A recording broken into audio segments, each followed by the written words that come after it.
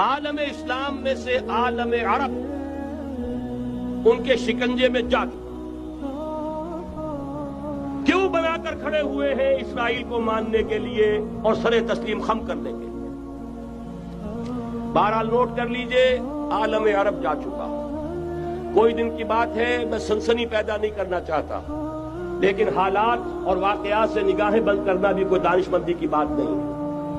یہ ایودھیا کی مسجد شہید کی گئی، ابھی یہ ایک بہت بڑا مزار جو ہے شہید کیا گیا، اور اس کے ساتھ کئی مسجدیں شہید کی گئی۔ یہ سب کیا ہے؟ یہ مسلمانوں کی نفس دیکھی جا رہی ہے کہ کوئی غیرت اور حمیت نام کی کوئی شے باقی ہے؟ جیسے علامہ اقبال نے وہ نظم لکھی تھی، عبد القادر روہیلا بڑا ظالم جفاجو کینہ پرور تھا، لیکن یہ کہ اس نے جو ایک ٹیسٹ لیا تھا کہ وہ جو عورتیں ہیں تیموری خاندان کی، ان میں کوئی رمق رہ گئی ہے؟